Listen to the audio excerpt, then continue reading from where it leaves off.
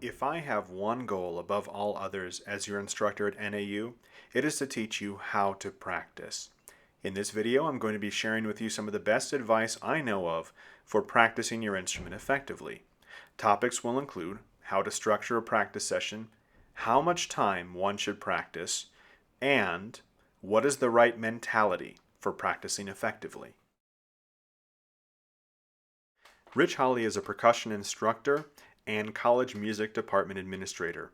His short book, Majoring in Music, is one that I recommend for all undergraduate students studying music. In his chapter on practicing, Dr. Holley lists some basic but very profound characteristics of a well-structured and effective practice session. The first thing to decide is what to practice. In that case, you have to ask yourself, first, what is expected of me? What music do I have to prepare for upcoming performances and examinations? Then, what expectations do I have for myself? What level of performance do I ultimately want to be at? Where do I see myself in 5 years' time, in 10 years' time, playing music on tuba and euphonium? With the what of your practice session determined, it's now time to practice that with a plan. Holley recommends taking 60 minutes and dividing that into 3 equal segments of time. The example I have here is reflective of my own experience as a music education major back at Indiana University. Therefore, if I was practicing with this kind of plan, I would take first 20 minutes to warm up, and you can see all the fundamentals and studies right there. Then 20 minutes to play supplemental repertoire. These are a collection of short character pieces, also known as etudes, which are written in the sonata form and designed to teach the tuba or euphonium player to play in a solo style. And then finally, I take 20 minutes to play and record my major repertoire.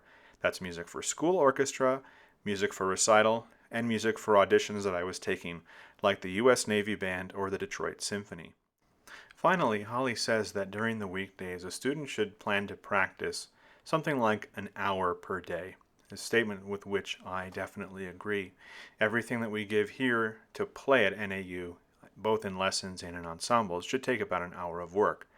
But no matter what it is, the hour should be deliberate and not random. Now let's look at a plan devised by a tuba player who's had great success as a professional performer. Aubrey Foard is the tubist of the Baltimore Symphony, but also teaches tuba and euphonium at UCLA. Take a minute to read the plan that he devised for his undergraduate students.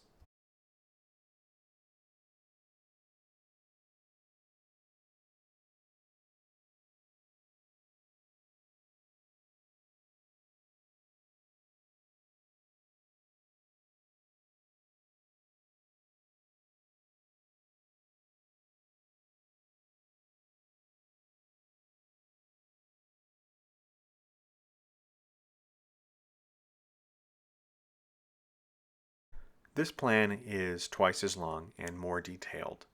There are specific requirements in here, such as time dedicated to playing a second instrument and in 2 distinct musical languages, for the bulk of the time in the classical language and then at the end in the jazz language.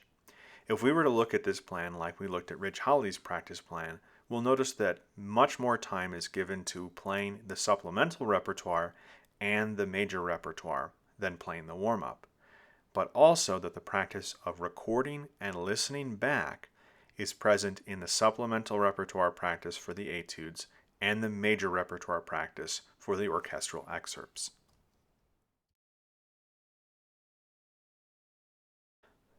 Here is a look at my daily practice plan. The upcoming performances I have, for which I devised this plan, include a full faculty recital with music on C tuba, F tuba, and euphonium, a recording project, auditions for regional part-time orchestras, that's on C tuba and F tuba, and the ability to demonstrate music in your lessons at a high level. To be able to do this, I do need 3 hours, and also I need to record myself on each instrument in order to meet these performance goals. Now that we've seen some examples for structuring a practice session, let's hear from an extremely accomplished violinist on the right mentality for practicing. Number two, when you practice, it has to be slow. You cannot practice impatiently. Putting in the time of practicing is not enough. I would rather practice with your head for 2 hours than somebody else just mindlessly for 8, because that doesn't work. So I can tell you that if you want to practice really correctly, number one, slowly. Number two, have an agenda.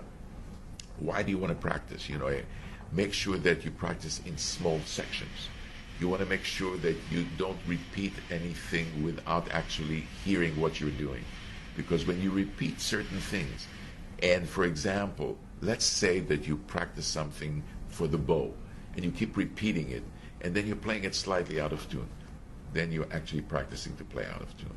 That's why you have to actually really listen very carefully to what you're doing, and so on. So I know that this is very, very general, but at least the important thing is to do it very slowly and to do it in small sections and to have patience. If something sounds great on Monday and it does not sound so good on Tuesday, don't give up. It means that it's not yet there. Keep practicing slowly again and again, and by Wednesday it'll be slightly better, and by Thursday it'll be even more better. But patience is very, very important. Let's talk a little bit about nerves. Nerves. You can't get rid of nerves, really. The only thing that you can do about nerves is to be familiar with nerves, so that when you're nervous when you play, then you know actually what happens to you personally. And sometimes you might think that you're going to get nervous and it might not happen. And sometimes you say, oh, I'm never going to get nervous. Tonight I feel so good. And all of a sudden on stage you start to get the jitters. Don't be surprised. Just be familiar with what happens to you. Everybody is individual. Some people stop playing very outwardly. They play very, very inwardly and very privately. But when they get nervous, they're afraid to express themselves. That's one of the things that happens. Some people, their bow shakes.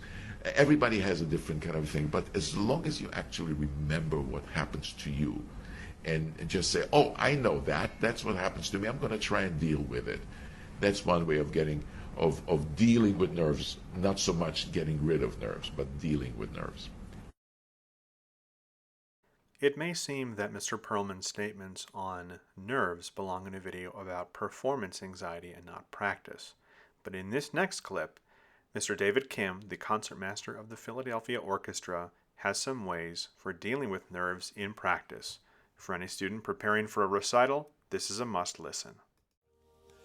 For me, the absolute best practice is, this is after I've done months and months of super slow muscle memory practice, repeating 7 times those difficult spots. But after that, the best practice for me is to do trial runs in front of an audience. I will just call up maybe a retirement community 5 miles from my house, and I'll say, hi, is there any way that I could come in and play for your residents? And I will go and give a concert for them, and I will explain to them what I am doing. I am preparing to play with your Philadelphia Orchestra. And what am I going to play? I'm going to play the Mendelssohn Violin Concerto. So you are the guinea pigs. And they all laugh, and they love it. They feel the nerves, the butterflies churning in my stomach, and they know they're serving a very important role. And then I play it through. I've been nervous. I can't stop in the middle and fix anything. I have to play through a performance. And I will do that maybe 30 or 40 times before my really important concerts.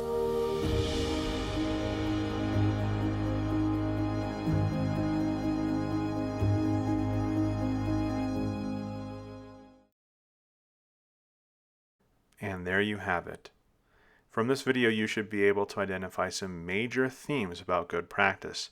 Things like go slowly, have an agenda, and some others. It is now time to take this, review it as often as you need, and go practice.